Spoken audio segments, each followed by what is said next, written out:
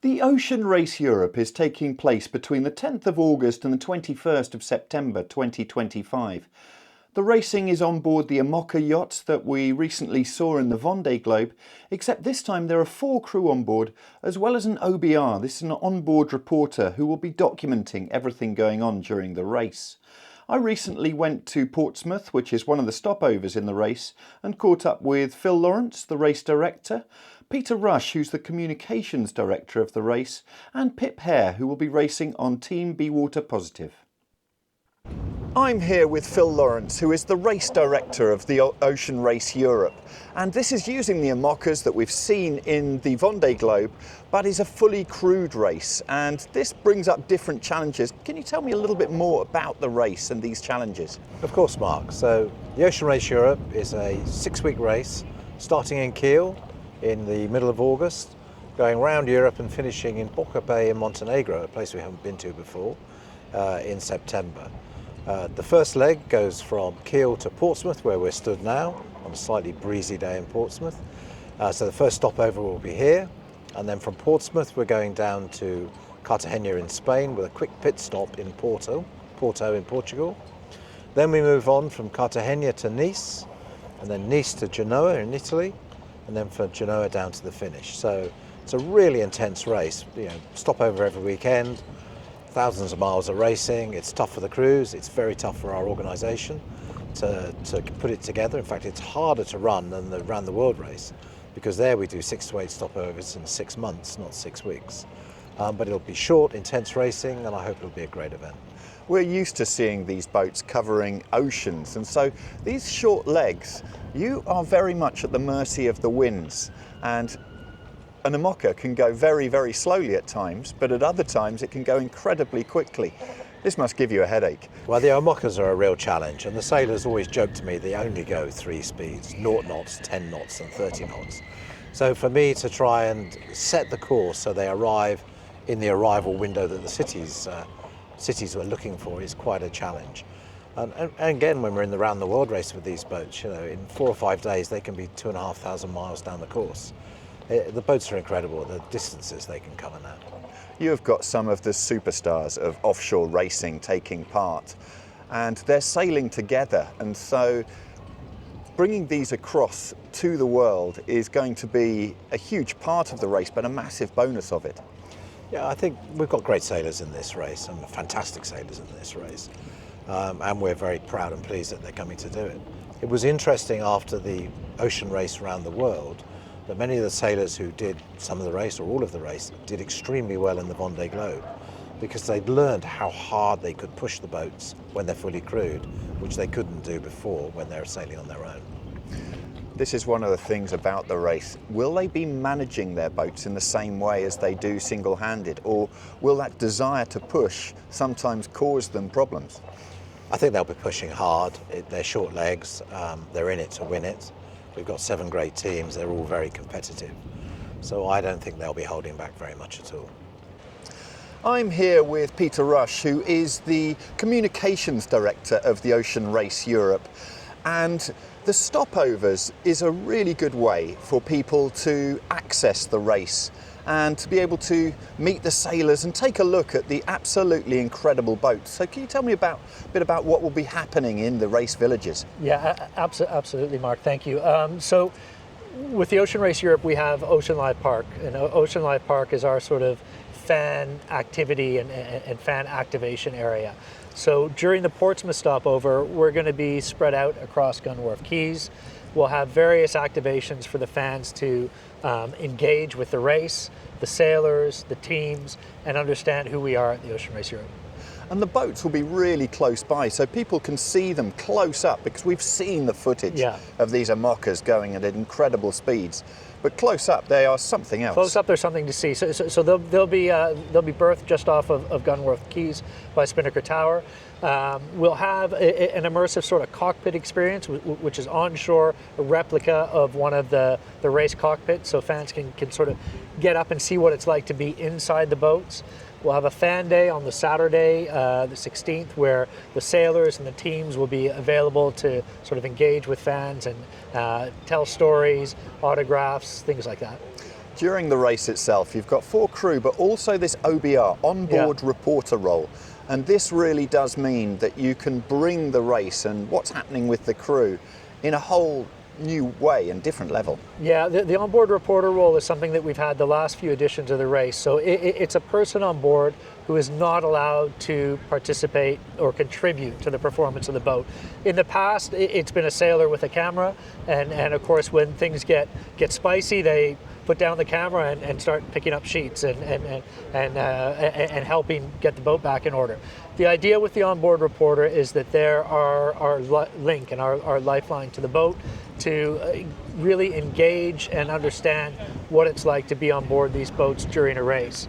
So that's one aspect of the storytelling that has evolved over the years, and we continue to sort of push the evolution there with the onboard reporter. The other one that's changed a lot since the last Around the World race, just a couple of years ago, is the connection speed. And so we have the ability now with these higher speed connections. We've sort of gone from very slow dial-up of the early 2000s to broadband speeds that are similar to what you have at home, is going to allow us, we hope and we believe, and we're going to be testing it out throughout the Ocean Race Europe, but to connect live to the boats far more frequently. And so that idea of sort of the fly on the wall type experience is going to be something that we hope during the Ocean Race Europe we can really bring to life. Something that is almost unique to the Ocean Race Europe is the science aspect, and each yacht competing effectively has a mini laboratory on board. What is it measuring and trying to do? Yeah, so all 7 teams carry a version of the Ocean Race science instruments, and this is a kit. It's about the size of one of those old home computer kits. Maybe a little bit bigger than that, but it's on board, and it does a couple of things. One thing that it does is it collects data about the current state of the ocean. So things like temperature, salinity, dissolved CO2, and it takes these measurements at very regular intervals and sends those back and records them on a drive there, so that can be shared with scientists to understand what the ocean looks like in that particular body of water. It also has some filters for microplastics. Some of them will have eDNA, which is a way of understanding what organisms are in the water there, or have been very recently in the water there. And all of that data is shared open source with European and international science labs to try and give a snapshot and a picture of the state of the ocean. And we know that the ocean is facing immense pressures right now. We know how important it is to planetary health, and we also know that it's very undersampled, which is a bit counterintuitive. We think of Europe as being very built up. There's a lot of shipping around, etc. Even European waters are very undersampled, and so this is a small thing that we can do at the Ocean Race Europe with our teams and sailors to make a contribution to science and understanding. I'm here with Pip Hare from Team Water Positive in the Ocean Race Europe, and this is you transitioning from solo racing to fully crewed racing. How are you finding that? Do you know what? It's been amazing. I kind of wasn't really sure how it was going to be stepping onto the boat, with other sailors, how are we going to work together? Is there going to be conflict? But the most incredible thing is that it's a meeting of minds. It's a meeting of power, strength, but looking at problems from different angles. And the best thing in the world is you don't have to do everything. It is, there's someone is fully responsible for kind of navigation, and you don't have to worry about that. You can focus on sail trim, or your job is just kind of head out the boat, calling shifts, or this kind of, I guess you can spend more time focused on one aspect of the sailing, which means that you can be better at it, you can kind of bring more power to it, you can be more absorbed in it, which ultimately just ends up making the boat go faster. One of the things though, as you say, it's a meeting of minds, but you have got, even though it's a 60-foot boat, a cramped space. And so during manoeuvres, the choreography, the crew work to get everybody in the right place at the right time must be pretty tricky when you're used to doing it on your own.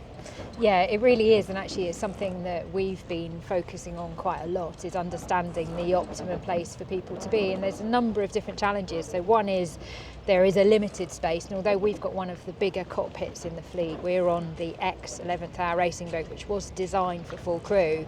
You know, it's still a small area, so kind of even if you're stepping one space to the left than where you were last time, you might obstruct somebody's direct line from one winch to the other. So kind of where you stand and for every manoeuvre needs to be in the same place. We need to replicate. But the other thing is visibility. For example, the pedestal in our boat is right in the centre of the boat, and you cannot see anything from the pedestal. So you're entirely reliant on other crew members to inform you what's going on. We've got cameras facing forward so we can see the foredeck, but we use headsets all the time, and we've had to get used to narrating what we're doing. You know, you as you're doing, you say, I am unloading the winch, I am loading the runner, I am connecting this winch. You're constantly talking about what you're doing so that people can just kind of flow through the manoeuvre even though they can't see each other. One of the things about the Ocean Race Europe is these are short, sharp legs, and fully crewed, you're each going to be pushing each other harder and harder, and the boat harder and harder. So much of the Vendée Globe was about boat management and making sure that you could keep it going as long as possible. Is the temptation there to push it too hard? I think the balance, how we push the boats and the balance we find there is going to be interesting. And you know, it's not just about the fact it's a short leg, it's about the fact that the fleet will be close together. You know, the top boats in this fleet we know are well matched on speed, and so you know, the crew members on board will be pushing each other, but then there's going to be pushes externally as well. We're all going to be wanting to stay, you know, very much in sight of each other. And, you know, it's a short leg, so yeah, we can kind of push the boats hard, but in reality the stopovers are very short. And, you know, the race is still 6 weeks long.